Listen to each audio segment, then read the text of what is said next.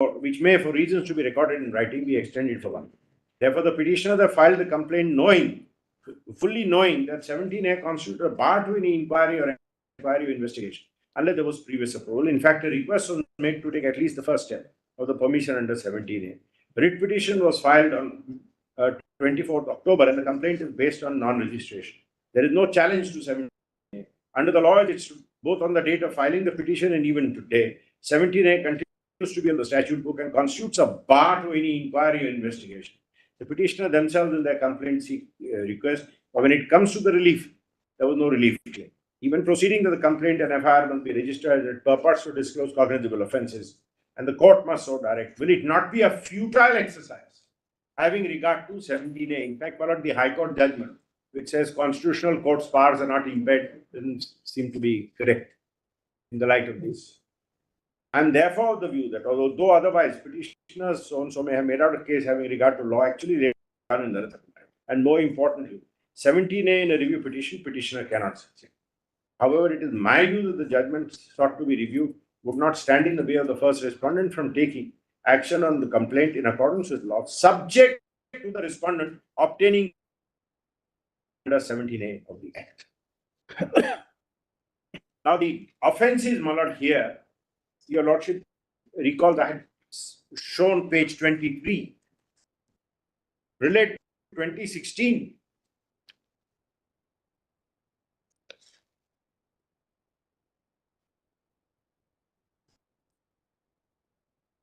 The first A was to constitute a special investigating team under the supervision of the court with the following mandate: 1, 2, 3, 4, 5, and then, my lord, B, to terminate/cancel the intergovernmental agreement with the government of French Republic signed on 23rd September 16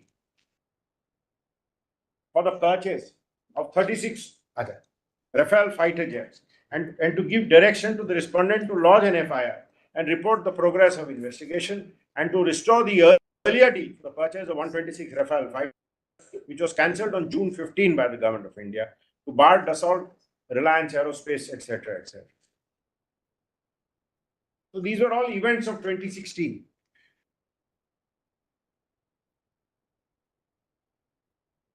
And this, in my respectful submission, authoritatively lays down the law.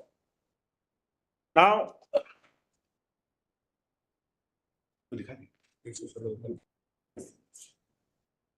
Tejmal's judgment, my lord, doesn't strike a different tone as is sought to be conveyed.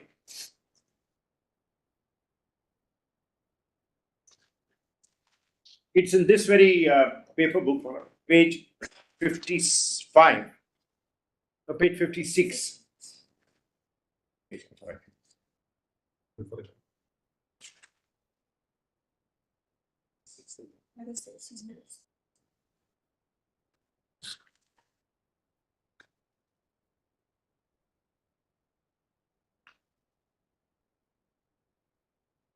Para 4 of the judgment says that the FIR has been quashed mainly on the ground the investigating authorities failed to obtain previous approval of the government under 17A before registering.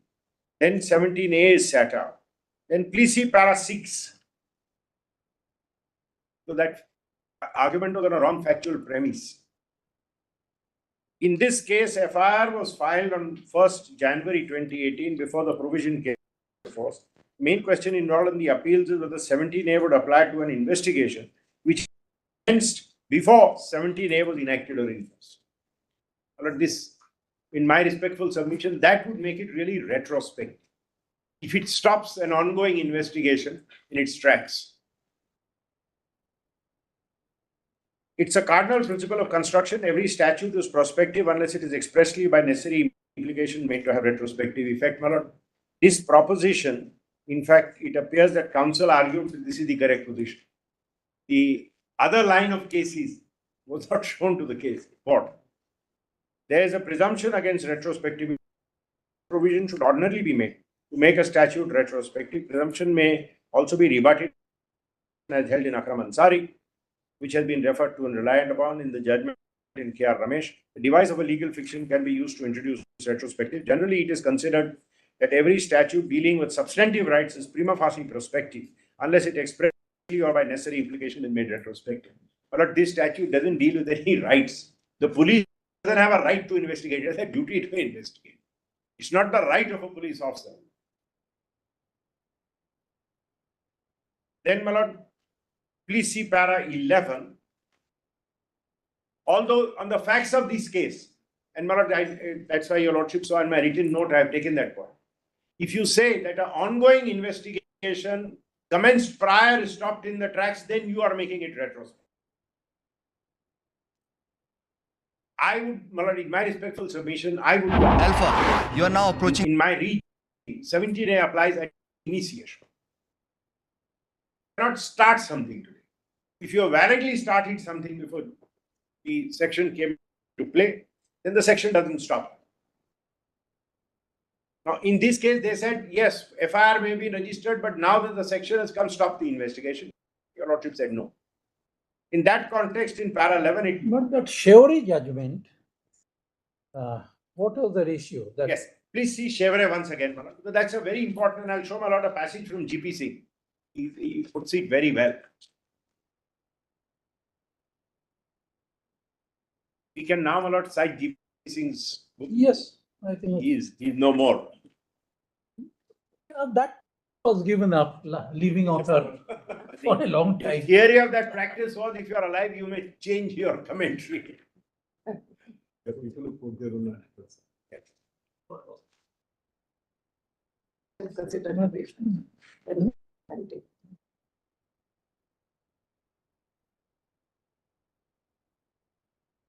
So far, the Indian context. It's one of the finest books on interpretation. Yes, still very authentic. I had the privilege of assisting Professor Jovel in updating D. Smith, and I noticed some very exceptional propositions of Indian law. They say were overtaken in English law. I'm not aware of any such judgments. Check. It was based on an article written by somebody.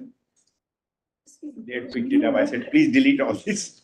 Adding proportionality to Wednesbury principle, Yes. we guess is No, but it went way beyond that. And I was wondering where it's not in any judgment. Maybe I have not kept track of Supreme Court judgments, what's going wrong. Then I realized it was based on somebody's article. I tell Professor Jovel, I don't think this Supreme Court judgments are a little on the other side. Then we have to correct the revised edition. If your lordship sees, my lord, what happened in this case is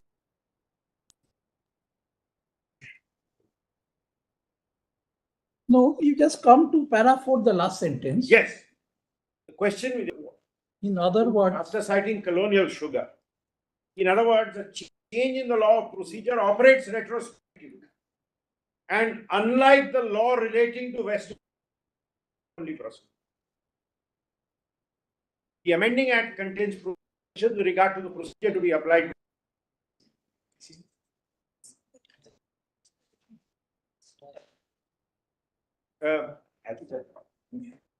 Then, my lord, section 116 is set out. Para 4 puts it pithily, my lord. And this GP Singh's book. Yes, yes.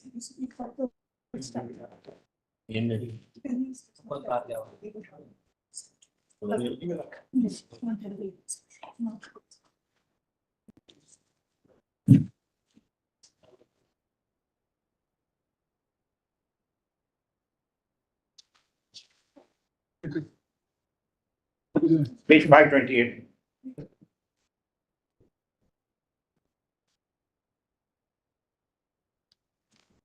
In contrast to statutes, in contrast to statutes dealing with substantive rights, statutes dealing with merely matters of procedure are presumed to be retrospective unless the construction is inadmissible.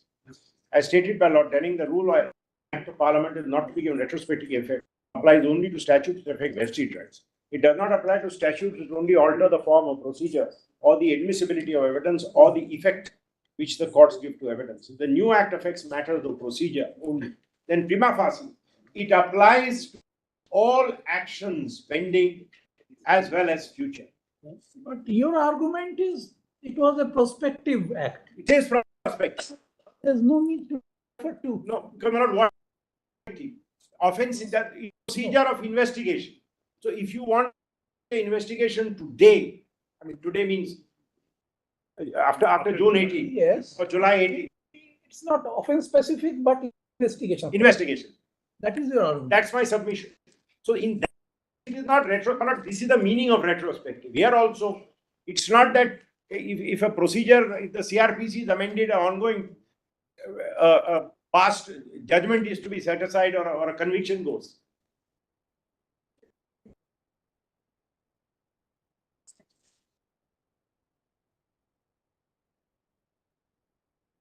In fact, my lord, that's for completeness. Benian also restates and his principle continues.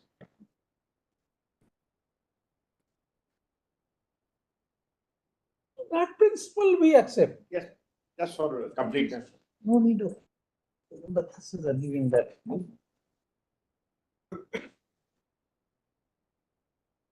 There is a line of authority to the effect that in the absence of contrary intent, procedural changes apply to all pending and future proceedings. The procedural change is expected to improve matters for everyone concerned, or at least to improve matters for some without inflicting detriment or who uses ordinary care, diligence, and proper.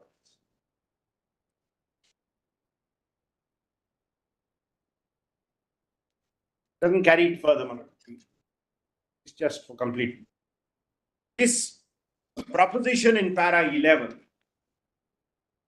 Unfortunately, the attention of the court was not drawn to a bench of 3 judges in Chevrolet, which has accepted the colonial sugar principle in India.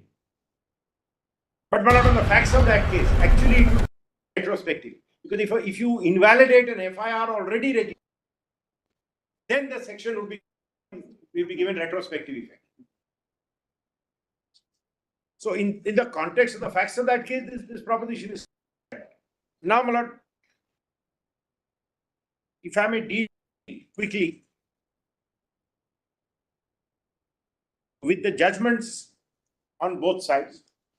This court has not decided 17A in Malad Yashwant. That is one in the concession. Tejmal, I have dealt with. It doesn't say anything. It doesn't really this point.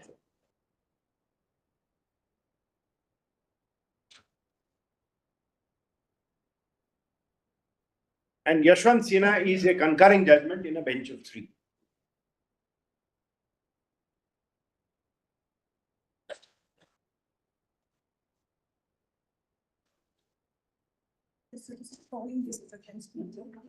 The latest judgment, I mean, Constitution Bench judgment on this 6A of, that has cursorily dealt with, but Yes, I'm going to show. not on the issue. 2023. It's only passing reference. Yes, but I'll, for completeness, the court should see it. 2023 SCC online 1146. That's part of compilation. No, Marat, it's just been handed over. RR Kishore, okay. We handed this over. 6A. This section. Section 6A. 69 and 70. Page number 8. It's a headline number. You'll have the page number at the left top here, 19. Why? It is page 19.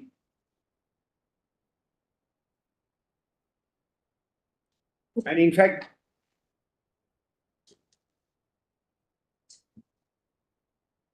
the whole discussion deals with a single directive.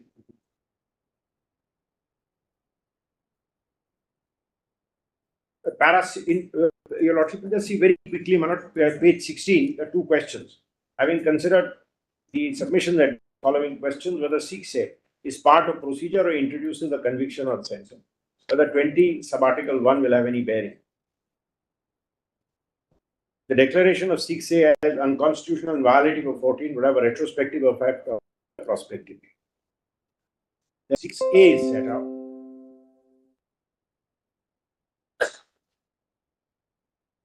And this said, Delhi police shall not conduct any inquiry or investigation into any offence alleged to have been committed under the Prevention of Corruption Act, except the previous approval of the central government. Now it is far more focused. Any recommendation or this made it too wide because this even bribery would be caught by this. This was too wide, so now it is more focused. This section remained on the statute book for more than 10 years. The judgment in Subramaniam Swami was delivered in May 14, which held it to be unconstitutional, being violated for 14. Parliament again inserted 17. The provision has continued to remain in the statute book. It provided for a sanction before prosecution, but without any classification of government servants. All government servants of whatever category, class, or level are provided protection under 17A. The provision is from the above. We noted that there are small windows of couple of years on occasion that there was no such protection available. Right from 1969, the protection regarding sanction before prosecution has remained and force and continues. Then para 74.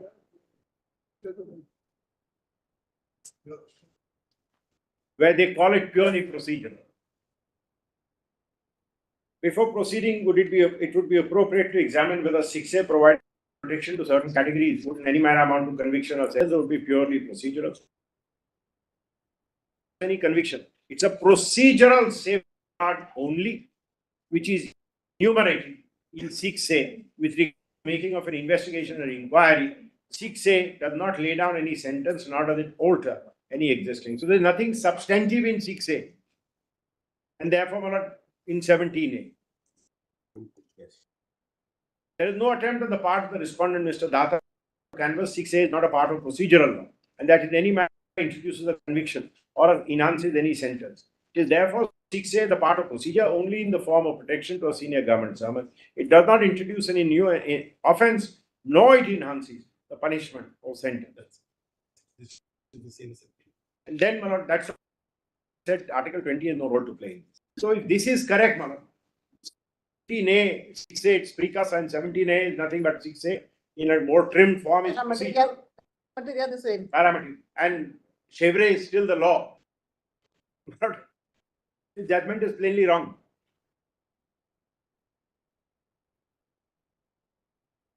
We see the High Court judgments which are relied on by the state.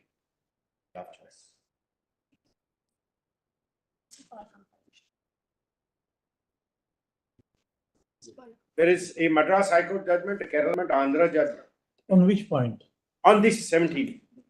But if they repeat with the same proposition, Supreme Court is good enough. That's. I don't know whether we normally would never feel that before a bench. Or law. Unless undecided proposal.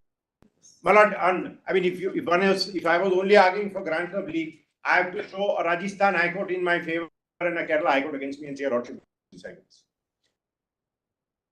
So it doesn't really, and these are all has to be single judge because criminal matter there is no intra-court appeal. These are all heard by single. So there's a clear conflict of authority. In the face of which your lordships are seriously told this is not a case for issuing notice. Now, my lord.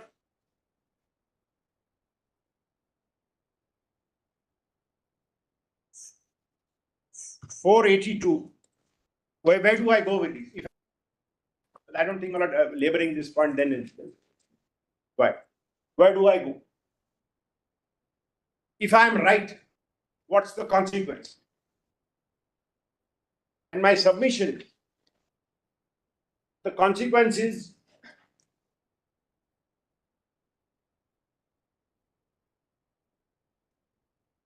the investigation, the addition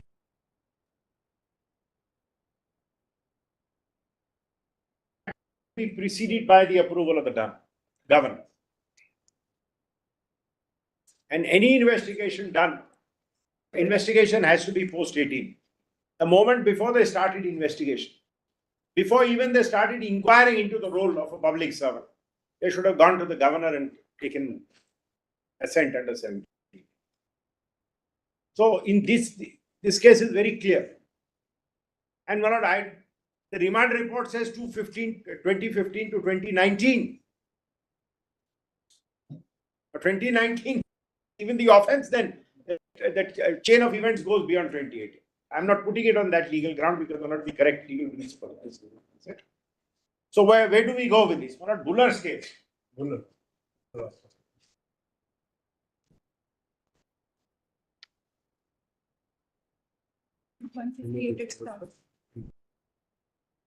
2011-14 Supreme Court cases 770. It's in the compilation. It's in one of the various compilations.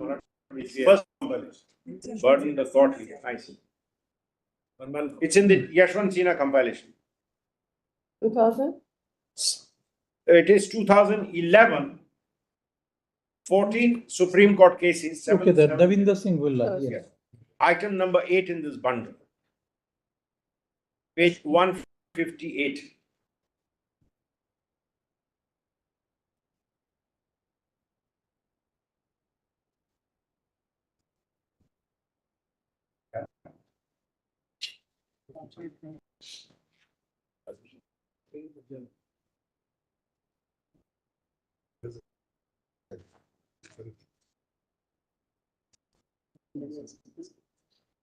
Your Lordship has number 2011-14 SCC item 8. In this, the only passage here, paragraph, yes, page 198.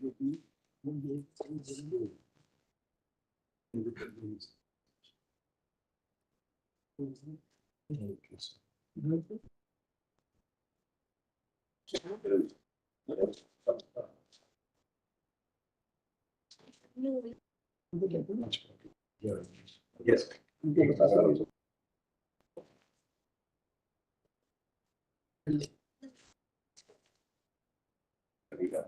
The High Court there, my lord, expanded the scope of the inquiry in a very unusual manner and allowed Mr. Buller file affidavits and completely turned the inquiry into the actions of a very senior police officer, Mr. Saini.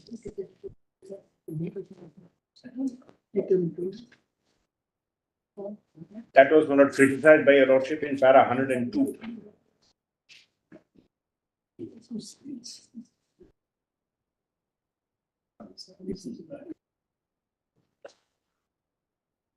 Para 105. ma'am. I think the running page is not there. Page 198. Para 107, that's what Yes, Para 198. you're trying to, It should be there, if not, internal 810 of the judgment. 19. She's got, lady, she's got. in 198. On the right top, my lord. Okay.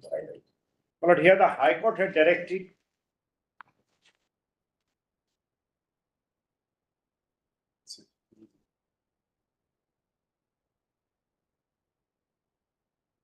registration of the expanding the etc. But I don't want to read it. It's criticized heavily by your lordships in various times, including 102 to 104. And then your lordship say in 105, the FIR unquestionably is an inseparable corollary to the impugned orders which are a nullity. Therefore, the very birth of the FIR, which is the direct consequence of the impugned orders, cannot have any lawful existence. The FIR itself is based on a preliminary inquiry, which in turn is based on affidavit submitted towards file petition under 42. The order impugned has rightly been challenged to be nullity on at least 3 grounds, namely judicial bias, want of jurisdiction by virtue of the application of 362, coupled with the principles of constructive res judicata, and the bench had not been assigned the master itself. The entire judicial process appears to have been drawn to achieve a motivated outcome, which we are unable to. Is అలాగే ఇప్పుడు కూడా చాలా సీరియస్గా వాదిస్తా ఉన్నాం. sequential proceedings will fall through for the reason that illegality strikes at the root of the order. In such a situation, the legal maxim, lato fundament, meaning thereby foundation is removed, the structure works all comes into play and applies on all scores. And then one or 2-3 cases are cited in para 111. The court says that in view of the matter, we have the considered opinions. The orders impugned being a nullity cannot be sustained. As a consequence, subsequent proceedings, orders, FIR investigation stand vitiated and are liable to be declared honest. Now, if this is the correct principle, and I rely strongly on this,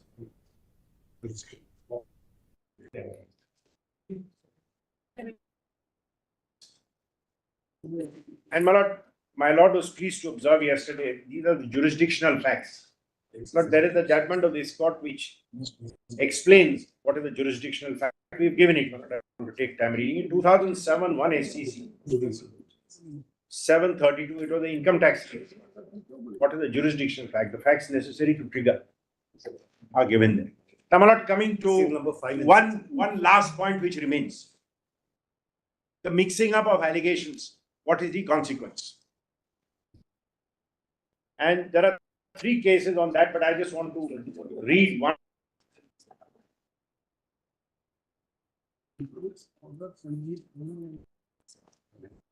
Yes. It is the Jadeja case. Serial number 2. Serial number 2, leadership is given the competition. Page 20. Page 20.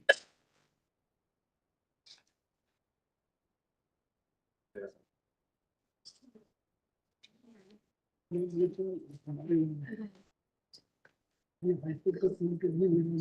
citation is 2019, volume 9, Supreme Court cases, 789. Okay, this. I was possibly a party. Your lordship was My my lord, lord the bench. I think, Yes, my yes, my lord, Justice Gupta's judgment, but my lord was on the bench. Page 24 sets out section 20, capital A of the Charter.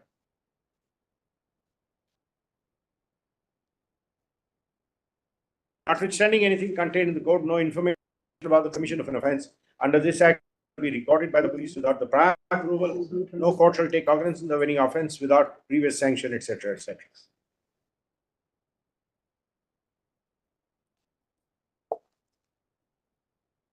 Your lordship, my lord, para at the foot of your lordship cited various cases starting from para 8.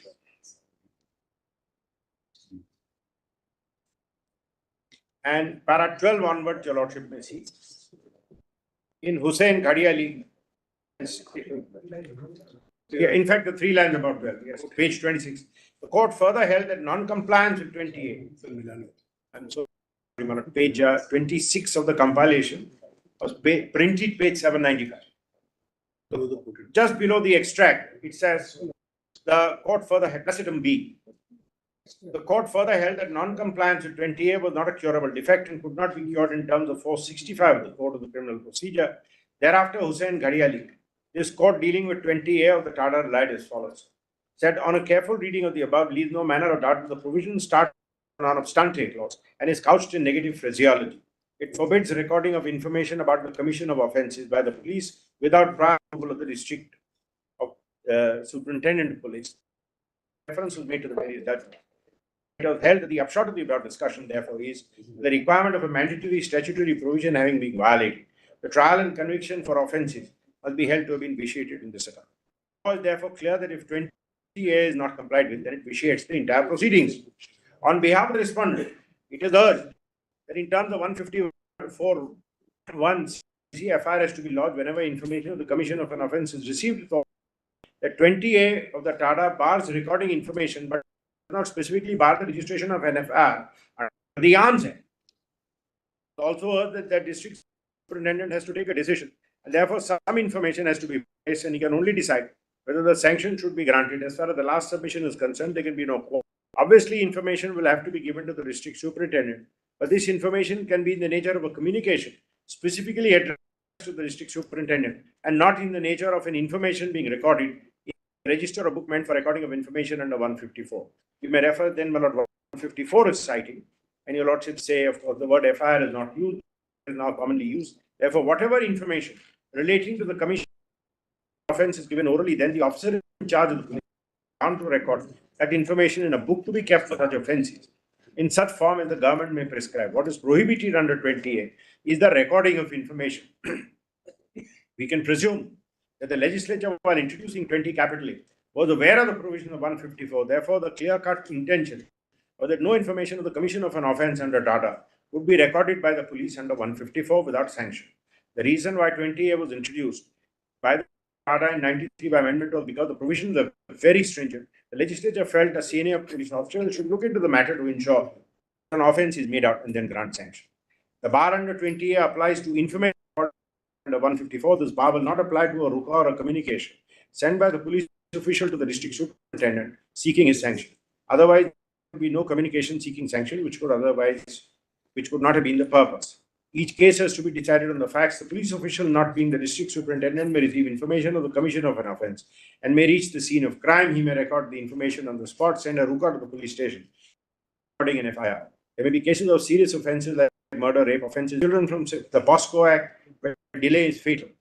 In these cases, the police is entitled to record the information, some of which may indicate an offence under Tata. Also, because non-recording of the information with regard to the main offence may delay the investigation and hamper proper investigation.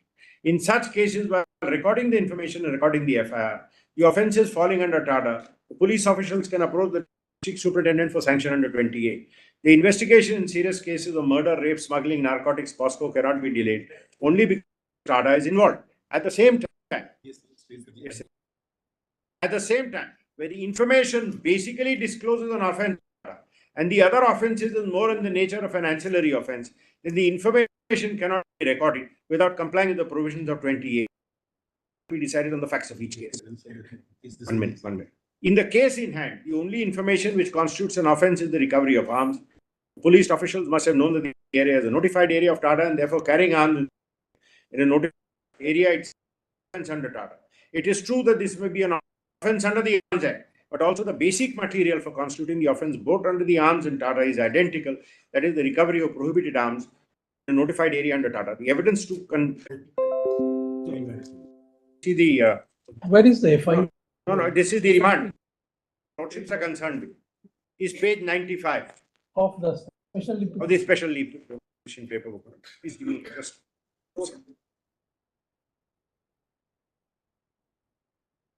The remand report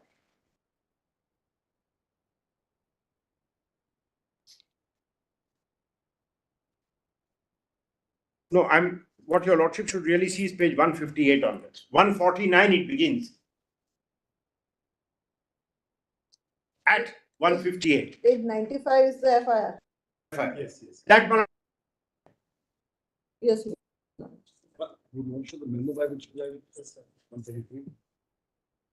First, I'll show this and then I'll show the memo by which he is therefore added. But this is the basis. Page? I'm sorry.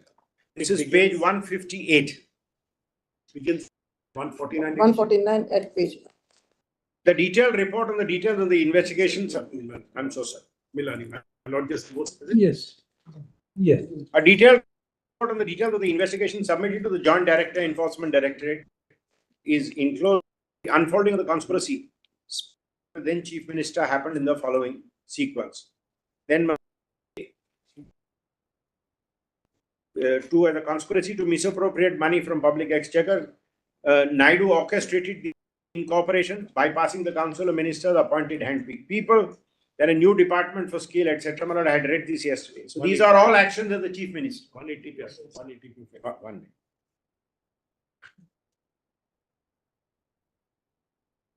And at page 162, small Roman 12. The statement of witnesses is recorded in the note files pertaining to the relevant. The lordship has that. The statements of the witnesses recorded in the note files pertaining to the relevant geos disclosed that the accused A37, being a public servant during 15 to 90 and abusing his position as a public servant, obtained a pecuniary advantage to design tech, which in turn money had been parked in other shell companies. This is the nub of the allegation. Then it goes on to a next heading,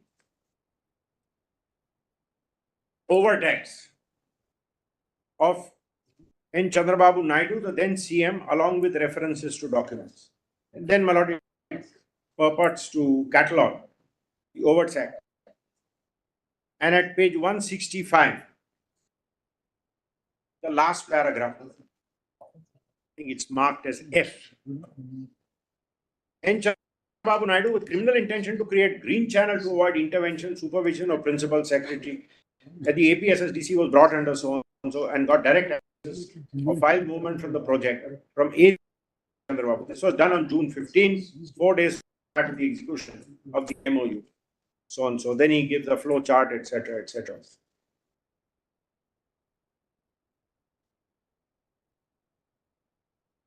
Para J in the middle mark. It is found that the fourth line. It is found that Chandrababu Naidu, with the intention, collusion, and to favor technology partners and gain to himself. So undue benefit to somebody else and to yourself. Chandrababu Naidu, without taking consideration adverse remarks of the officials, etc. Release and so on and so forth.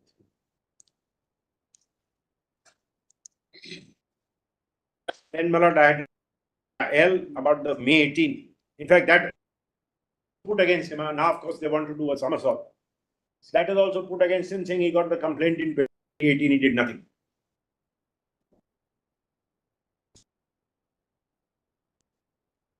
And finally, Malad, at the foot of page 171.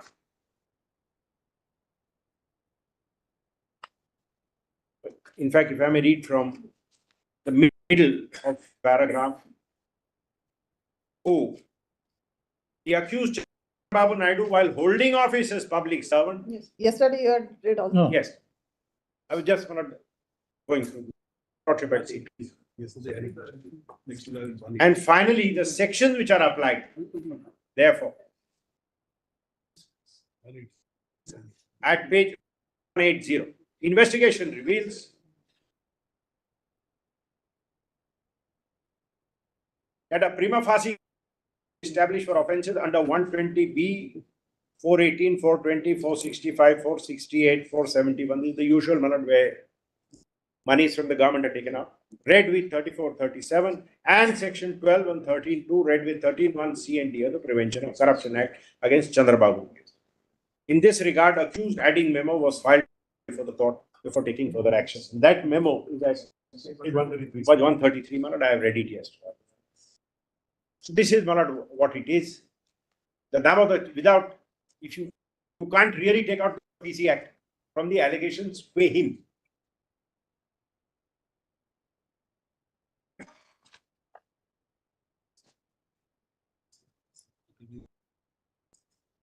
Now, Malad, if I am also, there's one last point and I'm done. Also, a question arises, what happens if you take out the PCA? I don't think I need to cite authority there. If you take out the PC Act, then the Sessions Court can't do anything.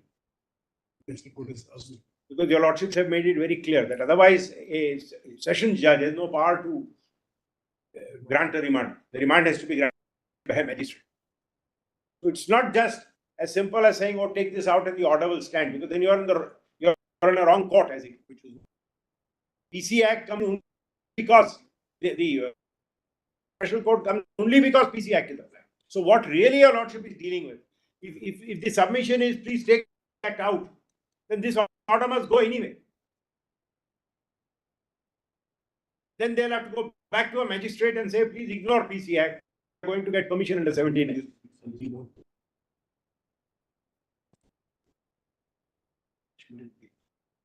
No, are these all magistrate tribal offense? Not other than that, at that stage, tribal can come later. But at the stage when you first arrest, you have to go to a magistrate. It has to be granted by the magistrate. Yes.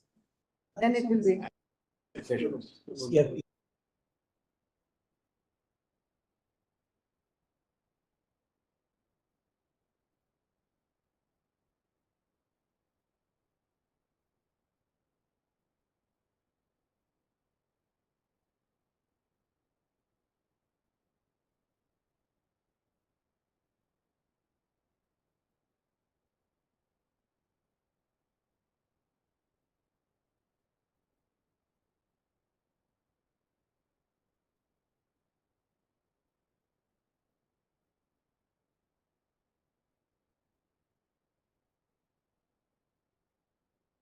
67 may be of assistance.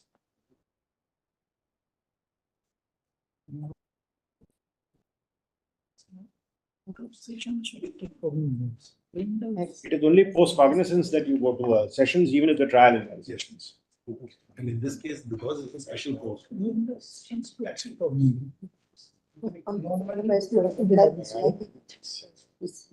Okay.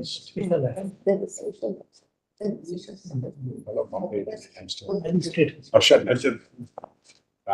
He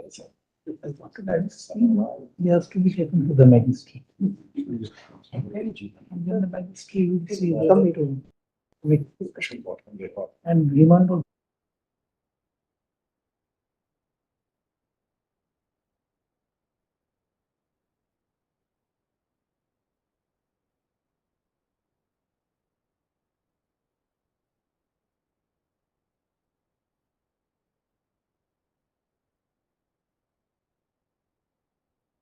Court which had been set up, special court. Under the Bombay 92. Yes. Yes. Whether that court could, whether the court could record a confession. And Harshad Mehta's confession was recorded. Three of your lordships said yes, he can, because he has the magisterial powers. And the when I defended the conviction before a bench of Mr. Justice Shah and Justice Vasad, we didn't even rely on the confession. But the matter was argued for 3 days and law was laid down that you can look at the confession. That was so-called confession. So, my lord, here my friend, my lord, he says, I'm not that familiar with CRP. He says all these sections are triable by magistrate. The IPC sections are tracked or traveled. 418, 420, 465, 468, They all are listed. 09, 201. Only in Madhya Pradesh, some of these are traveled by session, but we are concerned with that's the only exception of the state. In Madhya Pradesh, some go to session court, otherwise all Even otherwise under 193, except those which are specifically, leadership is absolutely. yes, the special. Trial has to be by magistrate. Sessions court cannot take cognizance Absolutely. as an original. Cognizance has to be by the magistrate, then All this has to be Then taken. leadership is absolute. so, my lord, all these will have to go. So it's not as easy as saying you can ignore the PC Act B, sustain it on the others. That, my lord, is- unless anything else I can assist you. Lord. On you.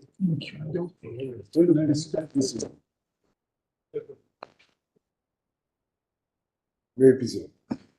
Would I appear for R1, which is the state? R2, Milord, is the chairman of the corporation, who is the complainant in the FIR. public sector corporation. Yes, it's a state public sector. That is, Milord, the Skill Development Corporation. That's R2, Milord, that's the complainant. I don't appear for the complainant, I appear for the state, Milord, where the FIR has been lodged. Now, Milord, before I answer some of these questions, I will not be brief. I want your lordships to note, Milord, 2-3 dates, Milord, because it's kind of going all over the place. Milord, the allegation relates to the period 2014-16, which is much prior to Milord 2018, when 17A came in. The petitioner was then CM, Milord. The second relevant date for us, Milord, today is 9/12/21, which is post 2018. An FIR was registered, Milord, bearing number 29/21. Your lordships have seen, Milord, that there are a host of IPC sections, and, Milord, there are 3 sections of the PC Act. I am not repeating, Milord, your lordship has seen the sections. There are about 7 or 8 sections of the IPC, including cheating and others. And there are 3 offences, Milord, under the PC Act. Now, Milord, during the course of investigation in 2023, that is last month, the petitioner, Milord, was added as A37. He was not, Milord, an accused originally. And this is the factor to show that it was not a case of political vendetta, That means somebody is added and immediately taken. Went on from 21. In 23, Milord, he is added when material surfaced.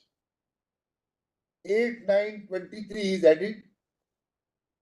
9, 9, 20 he is arrested. 10, 9, 23 Milord, remand. Sought to judicial custody. And your lordship may note here, before I read it, Milord, that there is a reference in paragraph. There is a reference in this remand to the document, Milord, in para L.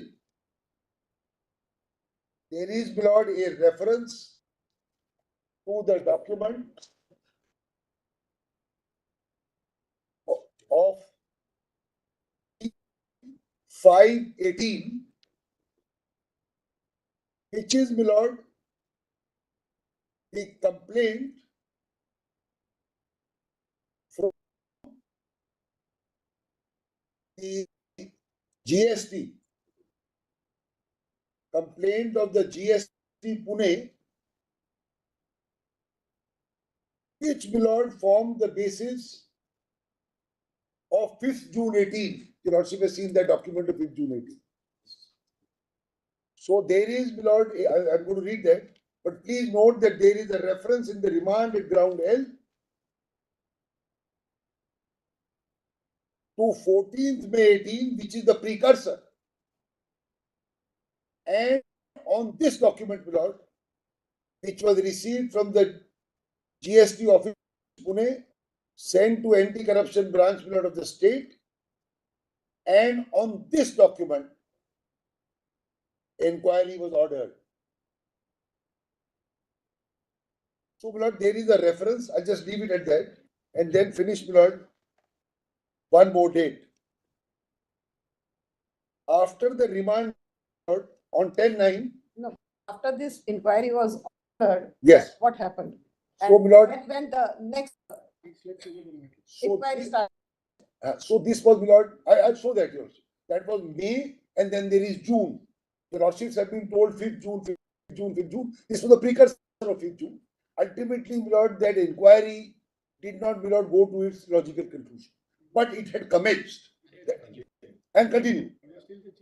It was continued, and it is important to note it was during the tenure when the petitioner was the CM himself. That's it. Now, the next relevant date, Milord, I'll come back to the question Justice Trivedi said, what happened at. Then, Milord, within 2 days, Milord, of remand, he files 482. 12/9, Milord, 482 is filed.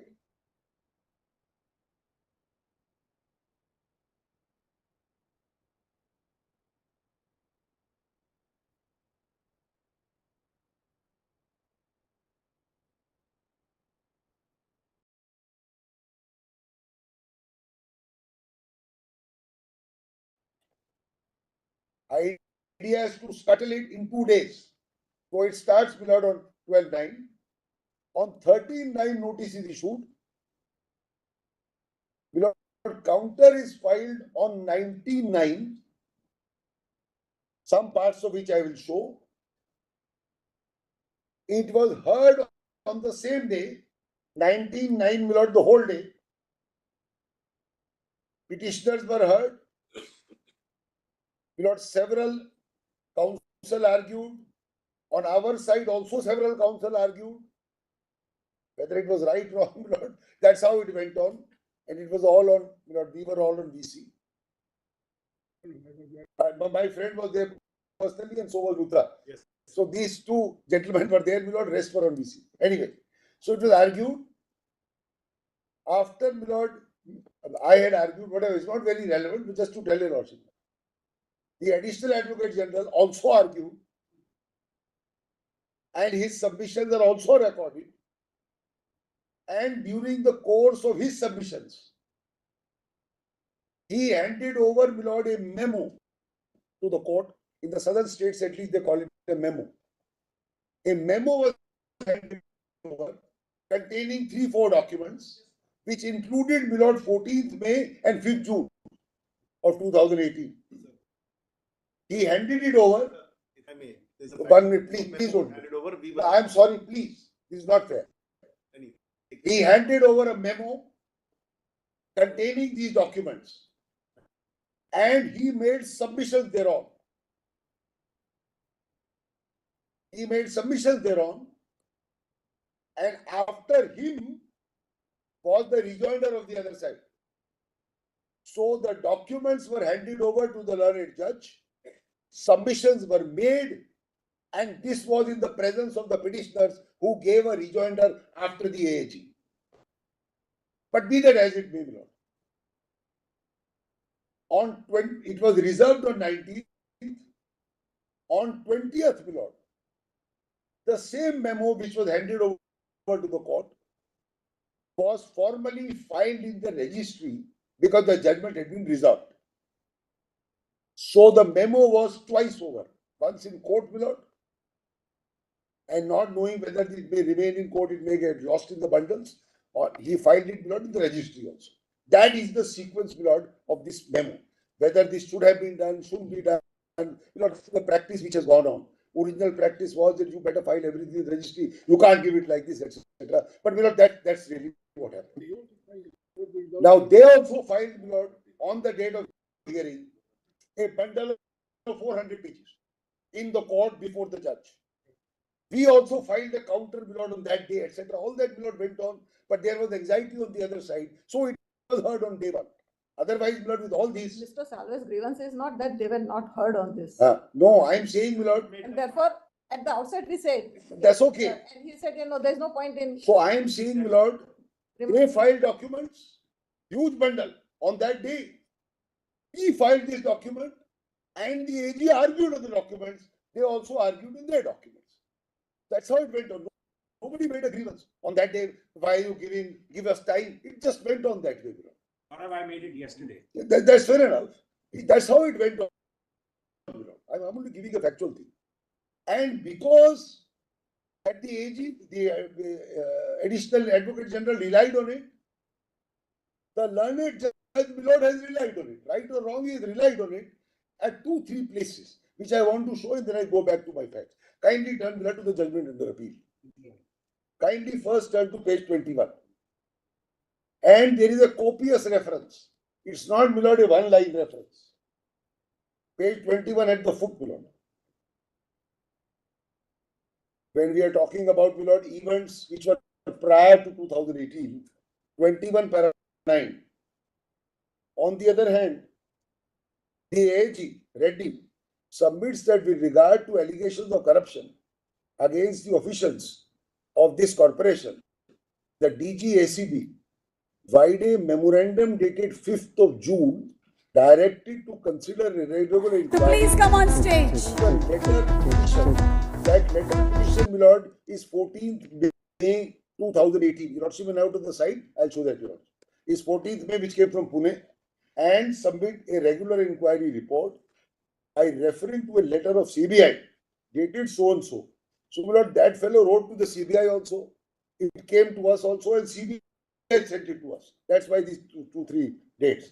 According to the AG, inquiry had commenced much prior to the insertion of 17A. According to him, such circumstances, there is no bar on the police to conduct investigation. According to him, any statute that has been incorporated will be prospective, which means, my lord, that earlier allegations will be governed by the earlier law and not 17A. That's the argument. Then, my lord, he relies on a judgment, my lord, of Kerala, where the court has held this, and it came to your lordship's court, my lord, in a bench of Justice Khanna and Justice Trivedi, my lord, dismissed the SLP and said, which I'll show to your lordship. Now let's leave it here.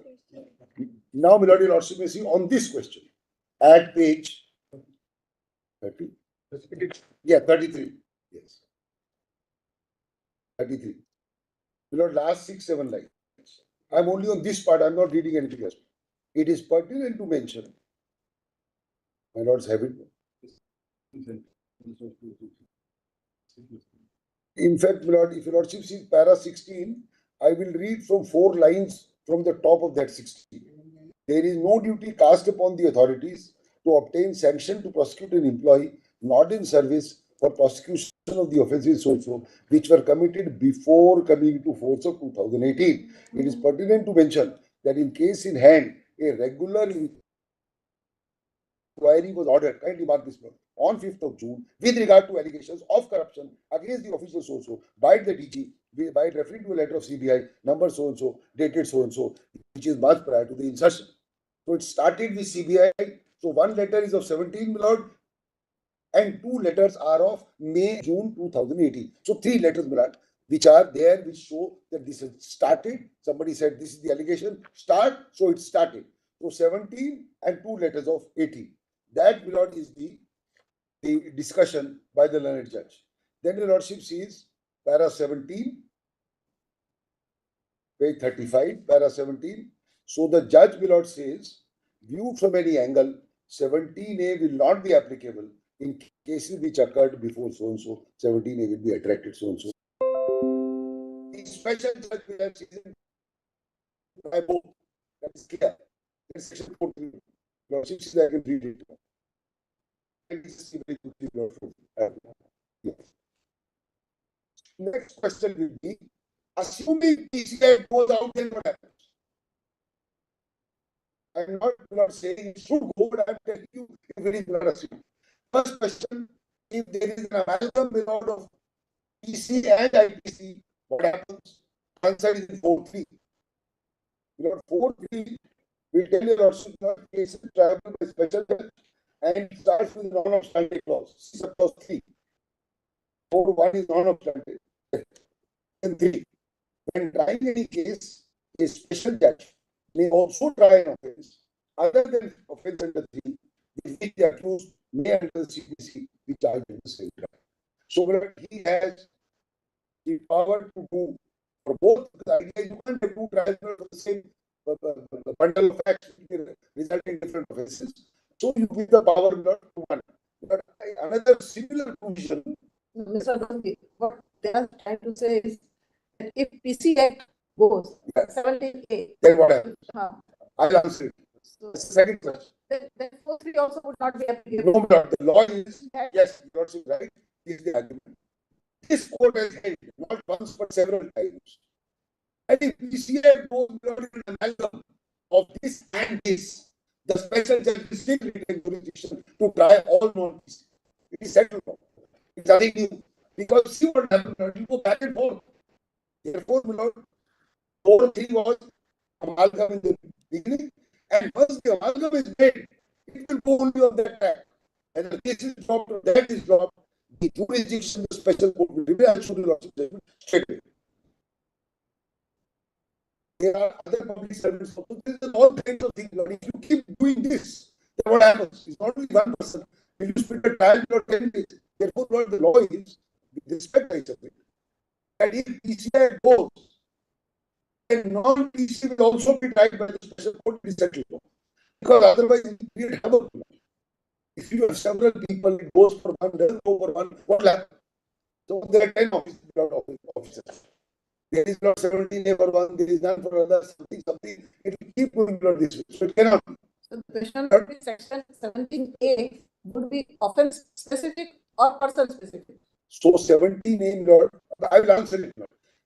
We'll come to 17A in a second. I'm just giving, Lord, this is the rationale of 4.3. And a somewhat similar provision is in section 44 of the PMLA. What is that provision, Lord? There is a CBI trial because of predicate offense. There is a PMLA trial. Now, if both of them go separately, Lord, it may lead to conflicting results. Bundle of facts are same. Bundle of facts are essentially same. So, law said, Lord, that the CBI trial will be taken over by the PMLA judge. It will not, Lord, he will not mix it, but he will do it side by side. Because the same judge must decide 2 different offences, sent the same bundle. That's 44, just to show to you. Now, we'll go to the second question. What happens if PC goes and only IPC remains? Your Lordship may note there is a direct judgment, Lord, which is in our compilation. There are others, but I am showing you the latest. Lord, Yes. Yes, because there is this compilation. Because your lordship may mark, give a copy to the other side. Your lordship may mark, my lord, second page of the index. Second page of the index, item 17, A. Srinivas Reddy. The paras mentioned here are not enough, my lord. Where are you? My lord, see page 2 of the index. Page 2 of the index. Judgment number 17. Your lordship will get A. Srinivas Reddy. Yes. This is that judgment, my lord, of PC and non-PC. Your lordship may write on the side. My lord, kindly add some paragraphs which are not mentioned here. Only conclusions are mentioned. Your lordship may note paragraphs 15, 17, 38, 53, 56, 57, and 60. Now, my lord, let's go straight to this judgment. Very quickly, I'll show to your lordship. We get this out of the way. Turn to page 243 of this compilation, my lord.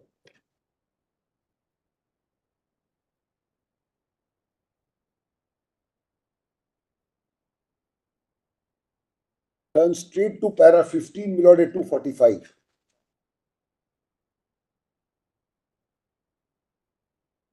The special court at Hyderabad, by its order dated so and so, discharged the appellant from the prosecution under the PC Act, Where are you reading? para 15, my lord, towards the bottom of 245, my lord. The special court at Hyderabad, by order of so and so, discharged the appellant from the prosecution under the PC Act for want of sanction. The special court, however, declined to discharge the appellant for offences under IPC. The special judge relied on this. Now, my lord, your lordship may turn straight to para 17 and then 38. 17.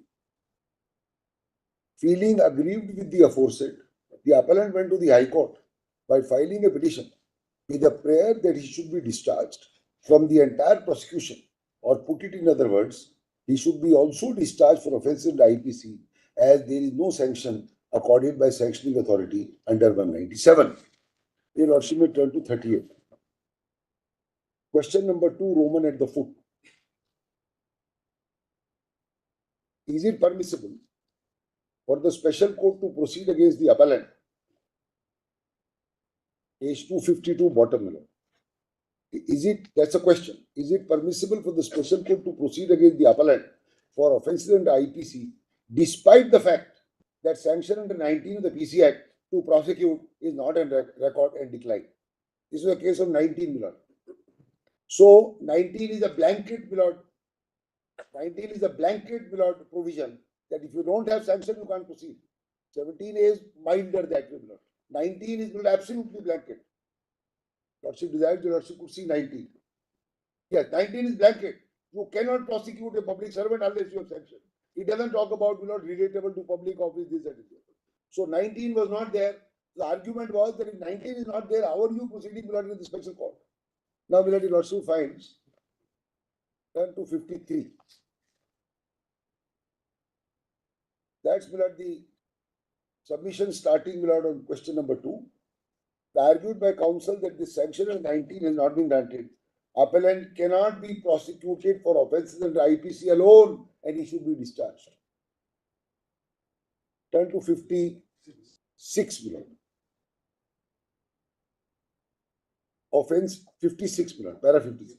Offence under IPC and offence under so and so are distinct. What is important to consider whether the offence is one reason or other. Punishment under IPC are also required to be approved in relation to offences punishable with the PC Act. 60. Then your lordship turns straight to 60. Thus, although the final finding of this court, thus, although in the present case, the appellant has been discharged for offences under PC Act, yet for IPC, he can be proceeded further in accordance with law. So he will be proceeded there itself, going here and going there. There is, my lord, one more judgment. There is no dispute with regard to this proposition. their argument is that if PCX goes, then the very foundation of going to the special court under PCX and the remand order, that also will go. That also had to be With great respect, that's their argument. yeah, maybe, but Milord, if there's an argument of cheating, forget Milord PCX. It's an argument of cheating. Cheating is 420. It can exist with PCX. 420 can't go. No, 420 won't go. Go to the magistrate. That's So not if the four, argument. But whether it has to be taken out of the. how can it be, Milord, when 4-3 says you go there, 4-3 would have said if this happens, you go out again. And what will happen if there are 5 public servants, Milord? Kindly appreciate. It will create a chaos. There's one more judgment which I give to you. Yes, please.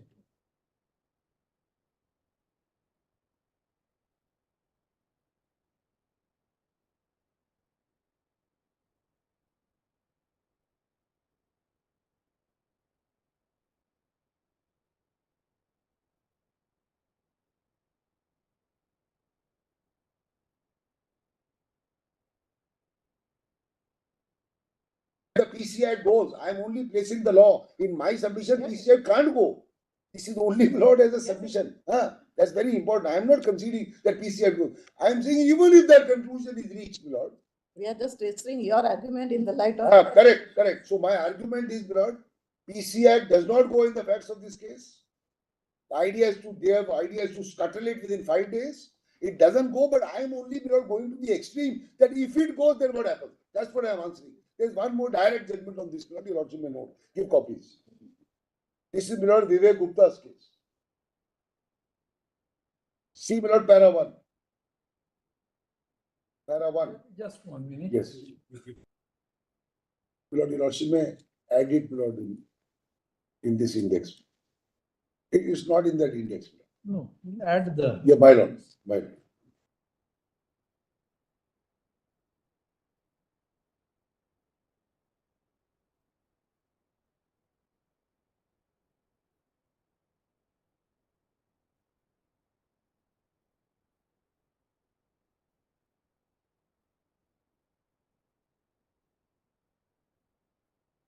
Yes. Kindly see Lord Para 1. In this appeal by specially the core question raised in consideration whether the appellant can be charged and tried together with other 2 accused by the special judge under PC Act in view of the fact that the appellant has been charged only under 420 and 120 while the other 2 have been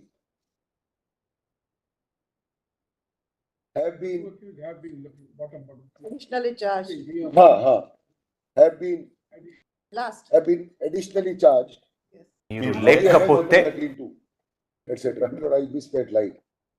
The appellant It's at contained the this. bottom. It's Ah, at the correct. bottom. So, Lord, his case was, I'm only under 420, other 2 fellows may be there. Why are you dragging me there? That was the argument. Lord, the answer is paragraphs 14 and 15.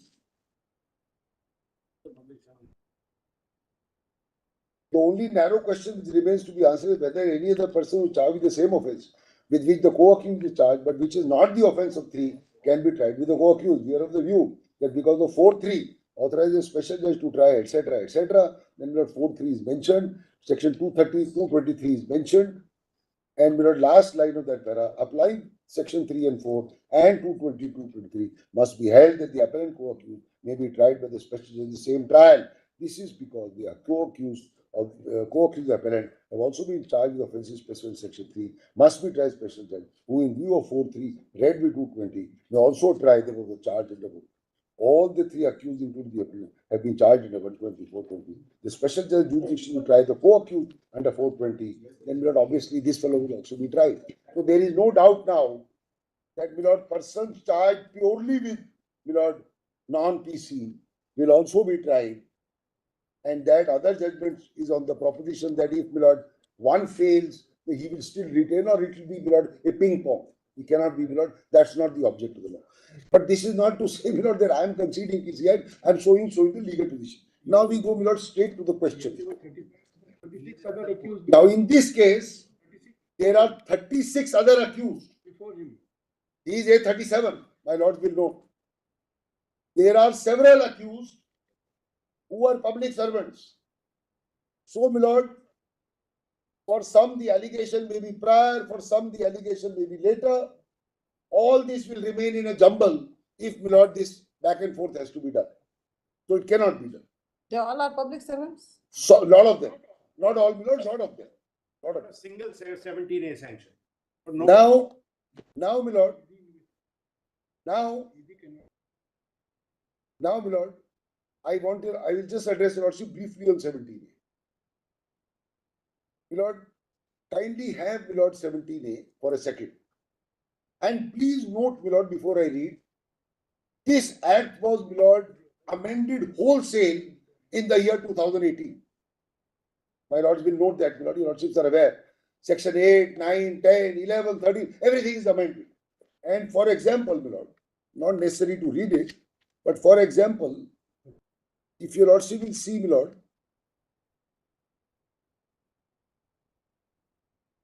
see, my lord, for example, 8, my lord. I'm not going to read it, I just want to show you the wholesale amendments. C7, my lord. C8, my lord. In fact, my lord, if your lordship sees from 6, from section 7, section 8, all this your lordship will find an asterisk on the top of the section. All the asterisks at the bottom will show you that the amendment, my lord, is of 26th of July 18. So there is a wholesale amendment of the act. And 17A is a new insertion and not an amendment which came with the package. I'm calling it the new package. The new package is a wholesale amendment with, my lord, a new section. But, my lord, because of Article 21, the old package, using the phrase old package, the old package prior to 18 of the offences, my lord, under 8, 9, 10, because the old package is there, it's not, my lord, gone. The old package will apply to the offences covered by the old package. Putting it very simply, my lord. Old package and offences relating to the old package will be governed by that law, otherwise there will be a violation of Article 21. The new package, in which 17A has not born, the new package will deal with the new offences. So, my lord, the old package, which is prior to 18, I'm paraphrasing now, the old package prior to 18 of the PC Act, my lord, will deal with offences which have occurred when the old package was operating. So, my lord, offences of 2015, 16, 17 or early 18 will be governed by the old package, which is, my lord, prior to 2018. If there are, my lord, offences which occur after the new package comes in, they will be governed by the new package. And the new package means, my lord, the amended sections and what is born along with the amended sections, which is 17. It's as simple as that. So, therefore, my lord, in the facts of this case, the offences relate to a period much prior to 18, number one. Therefore, it will be governed by the old package and not, my lord, by the new package or 17A which came in with the new package. That's the first thing. The second thing, my lord,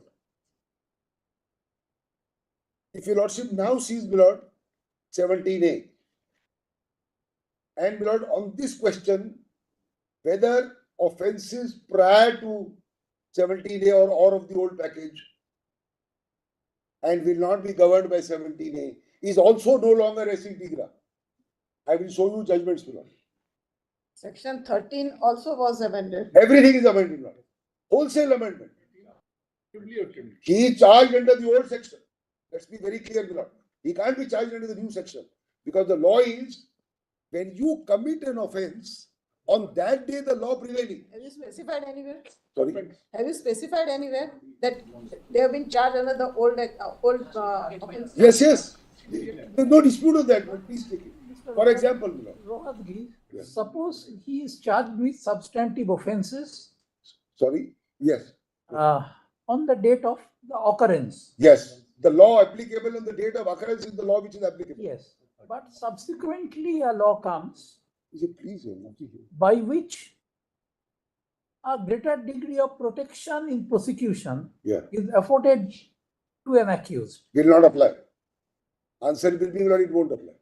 No, Because if he is made accused also later on. the question is this, the law is triggered which is applicable on the date of the offense, no matter, because there is no limitation, no matter that the FIR is later. The question is, let's take an example. If I hit somebody today, I may be charged with 323. Yes. Later on, after 5 years, 323 can be removed and it becomes 326. That won't apply. The action which I took, which resulted in the offense today, will be linked to the law applicable today. Simple. It cannot be whether it is beneficial or otherwise. It could be both ways. It could be beneficial or worse. So it will apply on that day. And I will show you judgments that this question, Milord, is no longer res integra. I'll show you that. But before that, I am showing you, Milord, 17A on the face of it has come with a new package. Cannot, Milord, apply, Milord, by parachuting itself into the old package. It cannot parachute.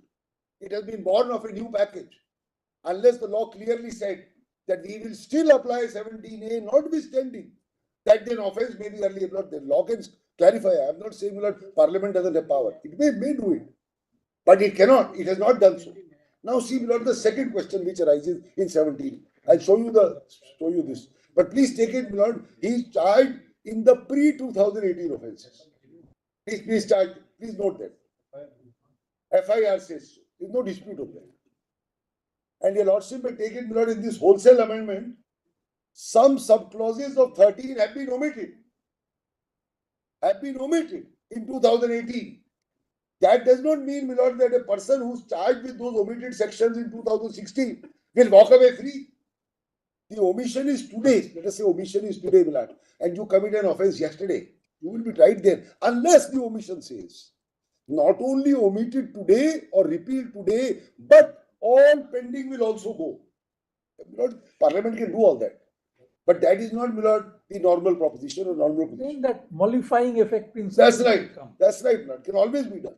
Sometimes the law provides, Milord, proceedings will lapse. Proceedings will lapse, not go on. Like, Milord, the new Land Acquisition Act.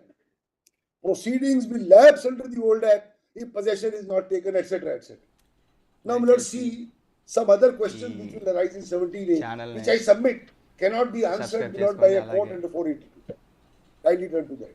So I am giving you various, Milord, facets of 17A. One, when it applies earlier, cannot apply to this state. That is one facet. అలాగే మనకి భోజనం తర్వాత కూడా ఈ వాదనలు జరిగే అవకాశం ఉంది. See the other facets of 17.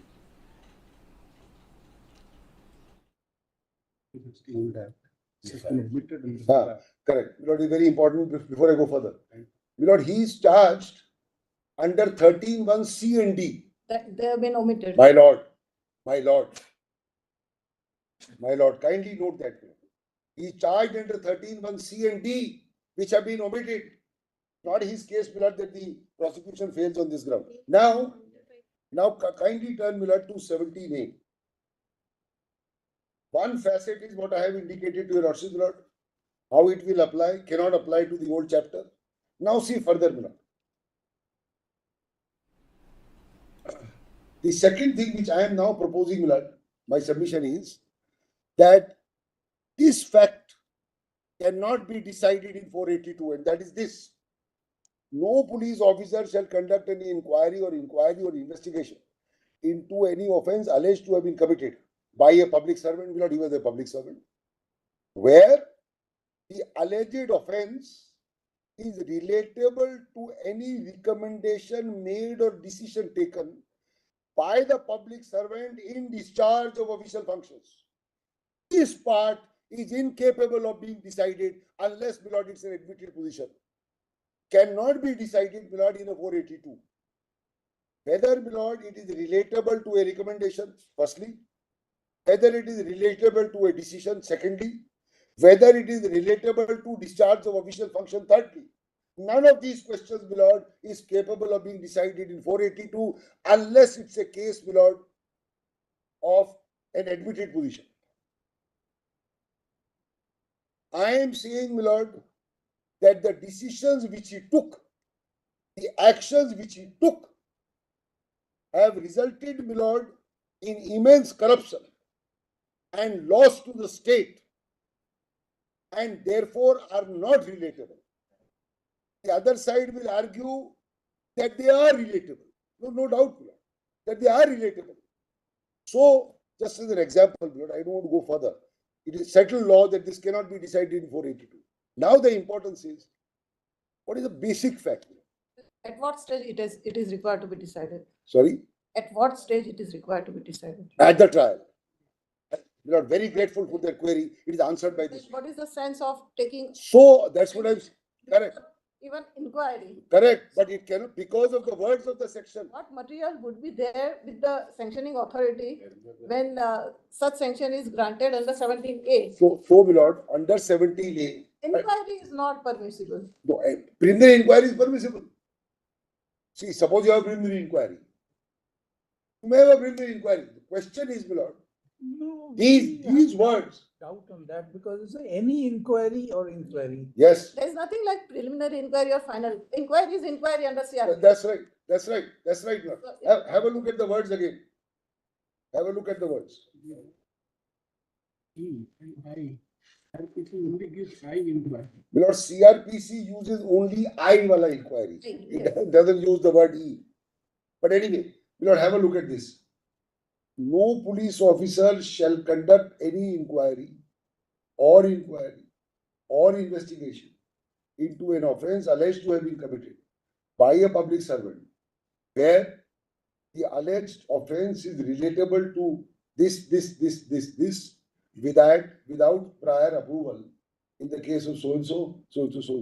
So, my lord, the bar is that nothing will be done without approval if it is relatable to, my lord, a recommendation decision in discharge of official function. I am respectfully submitting, my lord, that a case of corruption, misappropriation of funds, ex facie, not prima facie, can never be a part of, my lord, a recommendation or a decision in discharge of function, and I will show a judgment of that. What is the difference between approval and sanction? Because under 19, one has to. Now come, yes, C19, very Here it is approval. correct. Now C19, you're not seeing right. We should see both. C19. There are three sections actually: 17A, 19, and 197. You're C19. Now, why 19 my lord remains and why 17A came? No court shall take cognizance. So it was a bar, complete bar. Cognizance of an offence straight, not, my lord, whether on recommendation or doing in discharge of duty, nothing. No court shall take cognizance of an offence punishable so and so straight away. Absolute bar. Now this, my lord, is changed in respect of the second chapter or the second package, because it was felt, my lord, that honest officers were unwilling to take even, my lord, an honest decision because they feared, my lord, this will happen, that will happen. Take for example, my lord, give you an example. Delhi requires, my lord, a ring road. You have 2 ring roads. So, my lord, the authority, my lord, sanctions that you should have a ring road, right? And you have a tender or grant it to somebody, etc.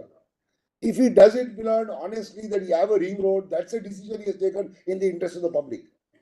But if it is found that for the decision which may be in the interest of the public to have a ring road, he says, give this contract to Mr. A without a tender. In this case, this is granted, my lord, without tender. I'll show that to you, lord. Without tender, it is granted and hundreds of crores are given away. That part, my lord, is not, my lord, protected. My lord, this is the Prevention of Corruption Act. This is not to provide, my lord, the roadblocks and umbrellas to people to hide. 17A is not a provision to hide. 17A or 19, my lord, are not provisions to hide. 17A is only, my lord, an exception in favor of an honest officer who is otherwise scared to take a decision. That is the object of 17A. 17A, my lord, has to be read in the context that it occurs, my lord, in, my lord, a attempt by Parliament to root out corruption. You can't forget, my lord, that the idea is to root out corruption. What are the basic facts leading to this case? I will show from the counter. Therefore, in that light, your lordship will, my lord, interpret 17A. If it applies, according to me, it has no application because it is post June 2018, and our my lord, facts are prior to 2018. So, and my lord, your lordships asked a very important question: when will this be decided if there is a dispute? It's a very important question. As I said, my lord, I prefaced it. If there is no dispute, somebody can decide it. But if there is a dispute that it is not, my lord, in discharge of either official duty or public duty or, my lord, for this, that, or the other, it's only the judge who will decide. Somebody will decide finally. So, my lord, if it has commenced, in other words, if it has commenced, my lord, without this, where it applies, it doesn't apply in our case, but if it applies and we have commenced it, somebody can protest, but it is for the judge to decide, and he will then take, my lord, evidence if necessary. That, my lord, is the legal position. In that light, my lord, see now two judgments, my lord, which I want to give to you, and that it has to be construed in the context of rooting out corruption. That's very, very no. Now, my lord, kindly have a look at this compilation.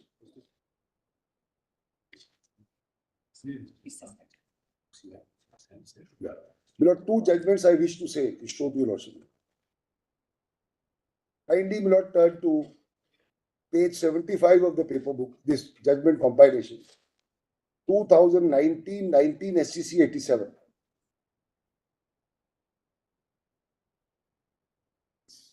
This is on applicability of 17A. No, No. that will not, it will be decided at the trial. For I will give an applicability also. no. Why are you? I mean, what is the proposition? The proposition is, my lord, if this dispute arises of recommendation in discharge of public duty, who will decide and when? The answer is at the trial.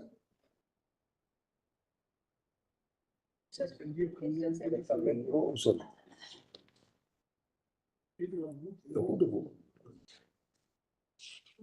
Sorry, my lord, I mistaken. My lord, kindly allow me. My lord, this judgment is on the package point. Sorry, my lord, I made a mistake. Kindly, my lord, correct it. This judgment is on the package point, namely. I'm sorry, my lord, my learned friend will go to lunch. May I be excused for 15 Yes, of course. Yes, maybe little later. So, my lord, this is for the proposition on the package point that facts or offences relatable at a particular time will be tried by the punishments relatable at that time, the package point. On that, my lord, your lordship is done. Turn straight, my lord, to this judgment which I have mentioned, which is, my lord, at page 75. Kindly note it is on the package point, namely offences prior to 2018 will be governed by the pre-amendment PC Act. Kindly turn straight, my lord, to para 36 and 37 at page 94 of the paper book.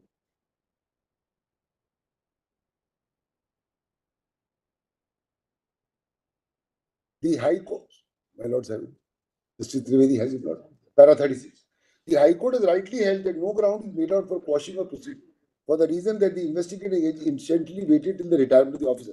The question as to whether sanction is necessary to prosecute the retired officer is a question which can be examined during the course of trial as held by this court in so and so. In fact, in a written judgment, this court held that the investigation was not conducted by a police officer of the requisite rank required by 17. Lord, we are not concerned with 17. The lapse will only be a regularity, etc. Now 37.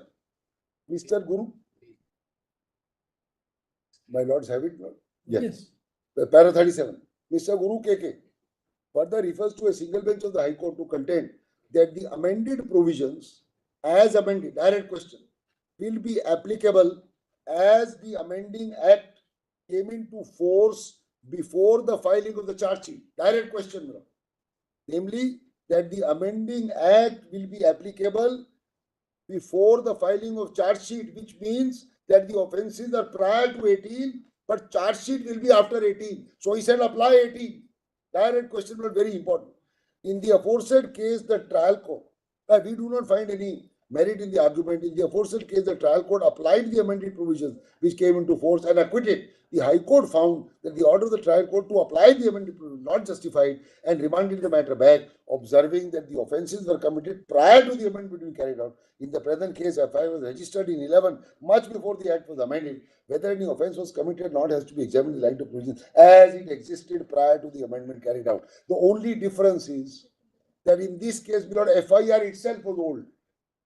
In my case, FIR is new, but the events are old. That's the only difference. But this, Lord, will apply with full facts.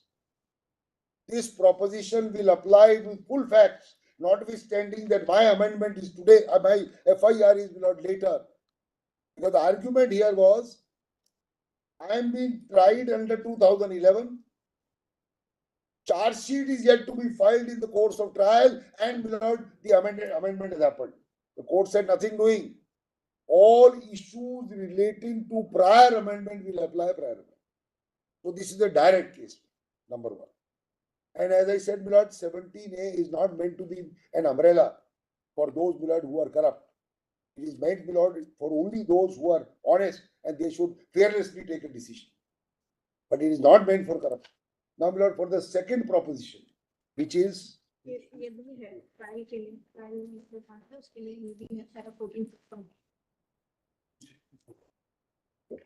proceedings on the stage when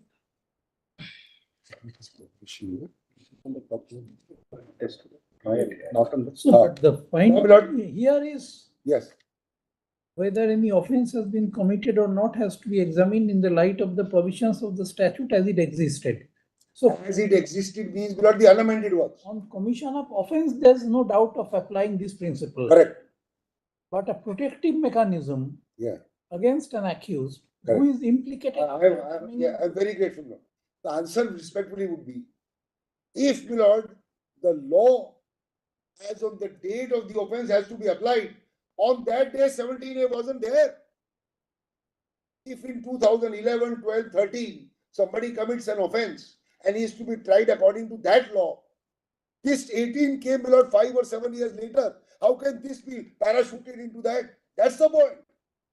Therefore, you can't parachute 17 back into time. They are wanting to parachute 17A back into time. That is not possible. 17A cannot be parachuted. And 17A, if it is born in 2018, how can 17A, unless the legislature clearly specifies, cannot apply to an event of 2015? It's as simple as that. Legislature can say what my lord is saying. That notwithstanding the offence was earlier, we have brought in 17A, but that will make it incongruous. Trial is proceeding. Let's see how incongruous it will be. Trial is proceeding, and today 17A comes. 17A is right at the inception. How will it be relevant? How can you apply 17A midway in a trial? You can't. 17A cannot be applied midway in a given case like this, where Mr. Guru Kishan Kumar argued, trial is going on. He says 17A is coming. So what will happen? Can't go back to square A when 17A was not born. Now, the second judgment which I was showing was the question whether it yes. Now, a very important case I am showing, that recommendations in the discharge of official functions is a question of fact and can only be decided in a trial. That's a query Justice Trivedi rightly asked. That is answered, my lord, at page 264. Oh.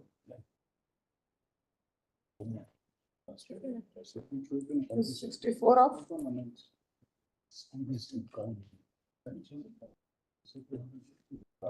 Right. Now, my lord, 264, yes. 64 of what? Of this compilation, lord, which I'm sorry. This compilation judgments. There is no- Dr. Mansoori. Yes.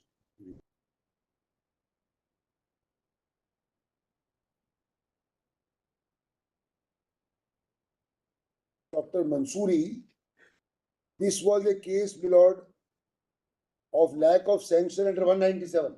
Not listed in the Mansoori, my lord. index. Inside. Sorry. My lord, in index, your lordship will get, my lord, Mansoori. Okay, there is another index, sorry. My lord, page 18, my lord. Yes, page 18. It is there. See, serial number 18, my lord, Yes, is Mansoori. Mansoori, my lord, is at page 264. Mansoori was a case, my lord, where the issue was sanctioned under 197. But the finding, my lord, when will you decide? And if I may say so, my lord, 197 is absolute. My case is better because my case is recommendations made or decisions taken in the discharge of official duty. All this has to be tried. But my lord, in 19 itself, your lordship will turn, my lord, straight to the last page of the judgment, page 268, para 15, 268 of the compilation. Look at this, my lord. And it's a case of 19. 19 is a better case because it doesn't have, my lord, it doesn't have all this.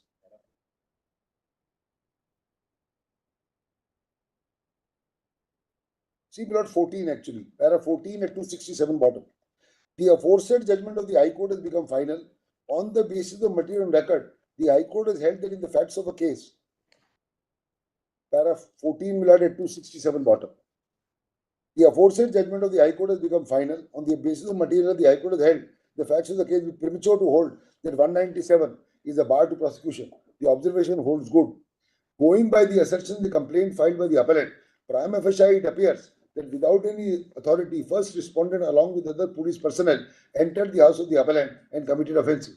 Looking to the nature of allegation complaint, at this stage it is impossible to conclude that the acts were committed by her while acting or purporting to act in discharge of official duty. Therefore, at this stage, we cannot conclude that a sanction of 197 is required. On the facts of the case, the final view can be taken only after evidence is recorded, and the High Court could not have caused it. And that's 197. I am better because my section uses all the phrases. Recommendations made, decisions taken by a public servant in the discharge of official duty. So, firstly, what was his official duty? What is the recommendation? What is the decision? All this will have to be seen, my lord, from the evidence which is laid. It can't be, my lord, argued orally. Mr. Wadgi, 197 has been considerably diluted Yeah, good. over the years. Right. Judgment. Right. And it has been diluted like this. My lord is right. Now, my lord, apply these words. In this case, it was found that they entered the house of the appellant and committed offences. They said 197 is the bar.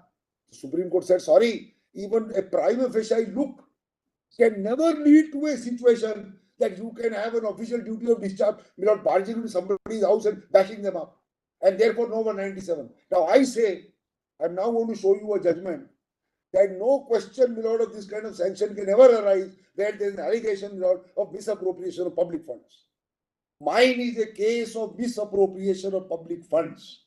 And therefore, my lord, there can be no umbrella of protection, whether 197, whether 17, in the facts of such a case, unless it is first tried and found by the court.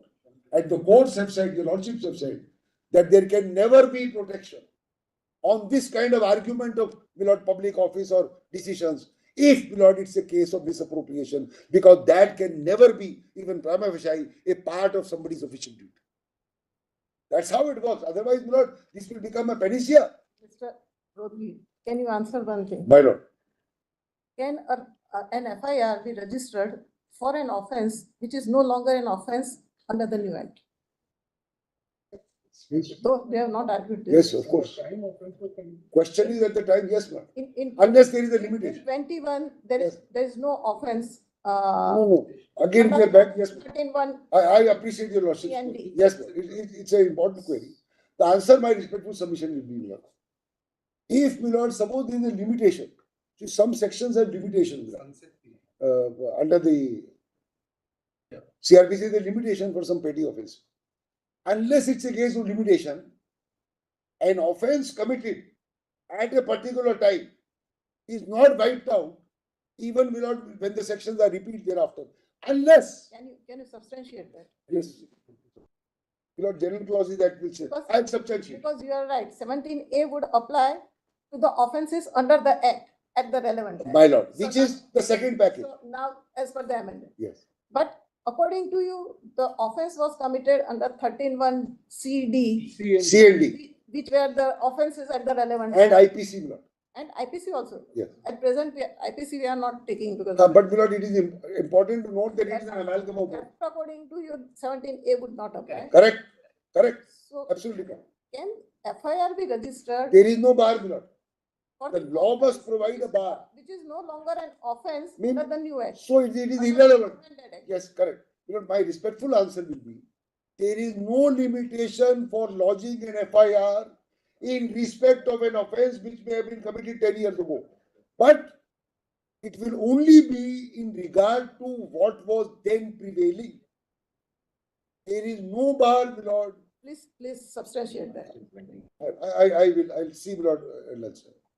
There is no bar as I see, my lord, in any law. In, my lord, registering an FIR, in relation to an offense which may have occurred when the law was prevalent, notwithstanding, my lord, that it has since been deleted. Lord, see, for example, what comes to mind, Article 20, my lord, of the Constitution. Just have a look at it. Article 20. Coupled with the fact, my lord, that there is no bar for registration of an FIR. FIRs can be registered even after 10 years, 20 years. For the offense, Committed earlier, when it was prevalent. My lord, see 21. Article 20, subclause. Yeah. My lord, with this, your lordship will see 468, which is the limitation point. See, my lord, Article 20, protection. No person shall be convicted of any offense except for violation of the law in force at the time of commission of the act charged as an offense, nor be subjected, see the second part, nor be subjected to a penalty greater than what might have been inflicted under the law in force at the time of commission. So, my lord, if an offense yesterday was punishable by 1 month, and today law is amended and 1 month becomes 1 year. entire criminal machinery is set into motion with the registration of FIR. Yes, correct. So one conviction, there could be a possibility that in between the period from registration of FIR till conviction or trial is ended, the law might have changed, and therefore this 468. Correct. Here on the date, because the very registration is the first step Correct. for triggering the. So let us say, let me answer it another way. Suppose, my lord, an offense is committed at a particular time when it is an offense. It is only after 5 years or 10 years it is found that somebody has committed that offense. The law says you will book him. You will book him today onwards because you come to know today. Otherwise, my lord, the law will have to say. It's an important query which the lordship raised. Otherwise, the law will have to say that once you have found today, but in respect to an offense which occurred earlier, you will be debarred from registering or even looking at it. Some law will have to say, my lord, that there is a debarring. So there is no concept of that except, my lord, where there is limitation. See, for example, my lord, 460. In such cases, the FIR might have been registered and the person might have been caught later on, and but the registration. Not suppose it's not found. Suppose the offense is found later. Suppose, my lord, somebody kind of disappears. Absconded, somebody disappears. You don't know where it is. After 10 years, it is found that somebody has committed a murder. My lord, he'll have to be booked. There is no issue of that. Kindly take it, my lord, there is no issue at all of that. Otherwise, it will, unless the law provides. For example, my lord, 468 of the CRPC is a bar to cognizance where limitation is provided. You may register FIR, you may do whatever, but there is a bar to cognizance under 468. Where, my lord, the lordship may see 460.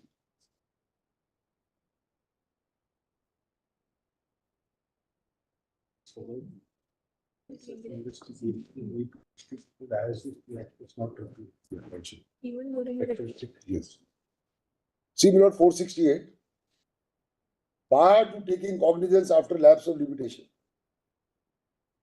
So there are some, my lord, petty offences where the limitation is provided. For example, my lord, only fine. So the laws, my lord, wisdom is that for smaller things, don't go on after, my lord, 5 years, 3 years, 10 years, whatever. That's the limitation. That's now, my lord, see section 6 of the General Clauses Act. Some answer is given, my lord. Section 6 of the General Clauses Act. General Clauses Act. In fact, my lord, your lordship may see in 468, if it is beyond 3 years, there is no limitation. My lord may note that. So if it is beyond 3 years, there is no limitation. If it is beyond offences, beyond 3 years of punishment, there is no limitation, which means, my lord, there will have to be an FIR at some stage, investigation and charge sheet, and then 468. 468C, 2C will show, my lord, that more than 3 years punishable offence, there is no limitation. So for the offence to be investigated, there will have to be an FIR, then a charge sheet, and then, my lord, cognizance, etc. will have to happen. Therefore, the FIR can be registered in a case where the bar of limitation does not apply, and that investigation will proceed, resulting in a trial. Now, my lord, see section 6 of the specific relief. This is also an answer. See, my lord, section 6 of the General Clauses Act. My lord, say. Now, in our case, my lord, 13 months C and D have been repealed, as my lords were just pleased to observe. Now, my lord, look at 6, my lord, in the light of this. Where this act, effect of repeal. So C and D have been repealed, gone. Where this act or any act made after commencement, these are repeals any enactment made or hereafter to be made, then unless a different intention appears, this is very important. Unless a different intention appears in the Parliament, the repeal shall not. Now, see, my lord, E. The repeal shall not affect, that is, C&D having gone, will not affect any investigation which will be posed, my lord, FIR in the query posed by Her Ladyship Justice Trivedi, will not affect any investigation, legal proceeding, or remedy in respect of any right, privilege, obligation, liability, penalty, forfeiture. And any such investigation, legal proceeding, remedy may be instituted, continued, or enforced. And any such penalties also may be imposed as if the repeal had not been passed. So preserve package A or preserve package 1 as it is.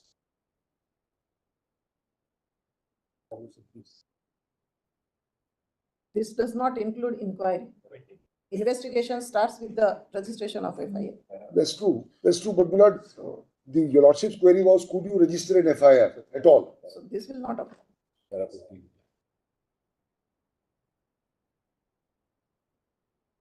Yes, so this is a repeal.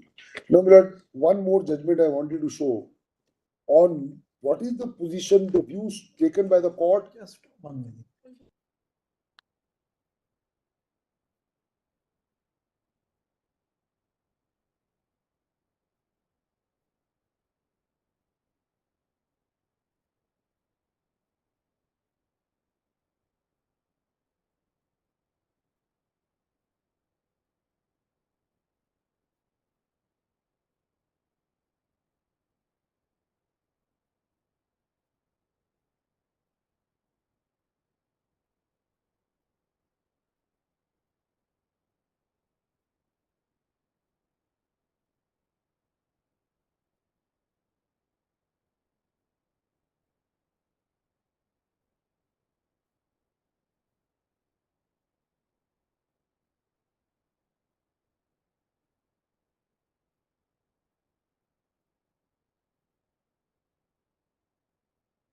Your Lordship may see, my lord, whether a case of misappropriation of public funds can ever be, my lord, a question to provide protection. No question of protection will arise. Your Lordship may see, my lord, page 148 of this compilation, Shambhunath's case. This was the case of 197. But just see, my lord, what the fact. It was permitted. Sorry? Line of Shambhunath, Yes. they were permitted. 197 could be taken later on, Yes. not abused. No, These are the. but some of the words are very good. Just have something one that paragraph. Starts with Dilip something. Correct. But just see, my lord, one paragraph here, page 148 of this paper book. Kindly turn me. See, my lord, 149. For 148, the judgment starts. The High Court, my lord, said that 197 is necessary. It held in favor of the employee. Matter came to this.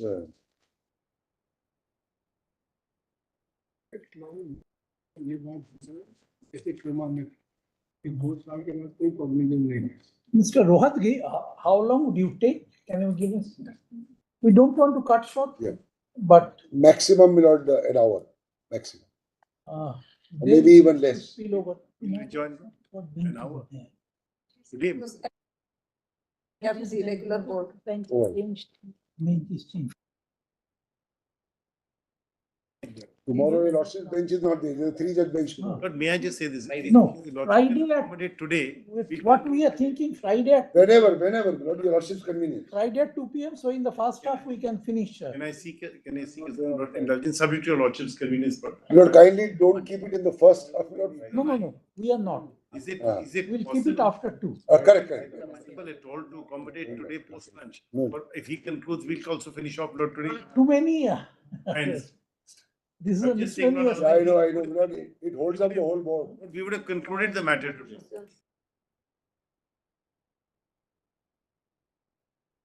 No, then what we can do,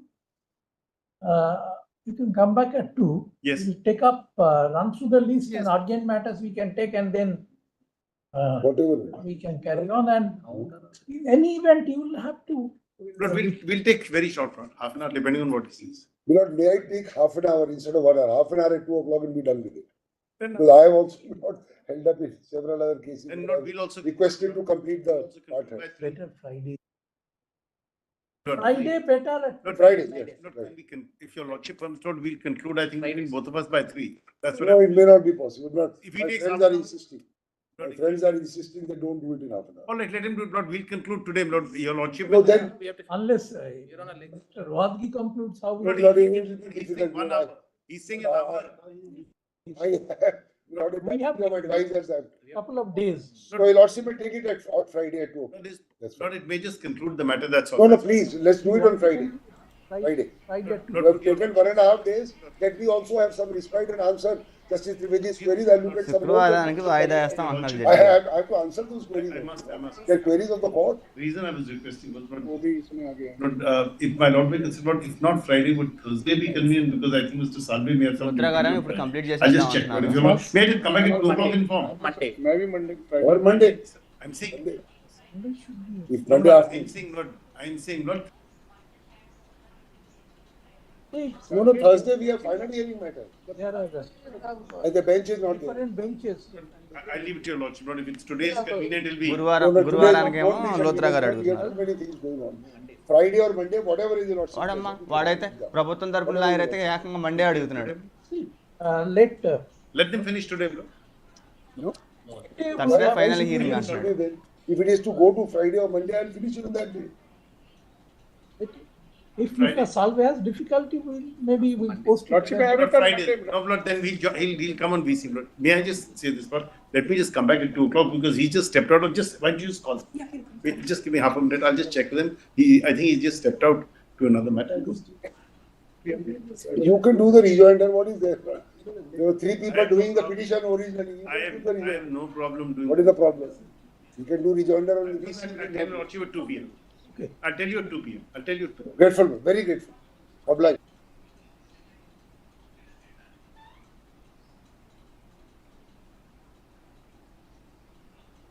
judge గారు వెళ్ళిపోతున్నారు.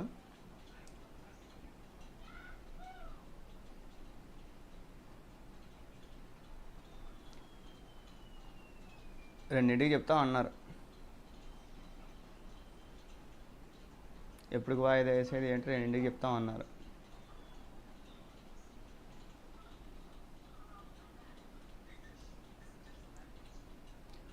అది friends పరిస్థితి. 2 గంటల వరకు అయితే మనం ఎదురు చూడాల్సి ఉంటుంది. మరి వాళ్ళ వాదనలో పూర్తి చేస్తారా, లేదంటే సోమవారమా, లేదంటే గురువారమా, శుక్రవారం అనేది మధ్యాహ్నం 2 గంటలకి తెలుస్తుంది. అప్పుడు వరకు ఒకవేళ వీలైతే నేను మళ్ళీ లైవ్ పెడతాను 2ంటికి కనుక ఉంటే, లేదంటే మనం ఇలా ఎదురు చూడాల్సిందే, చేసేదేం లేదు.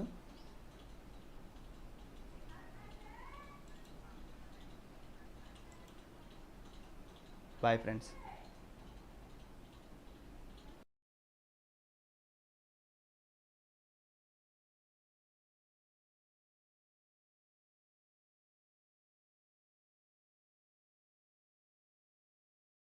థర్డ్ పాయింట్ మనం మాట్లాడవలసింది ఇక్కడ,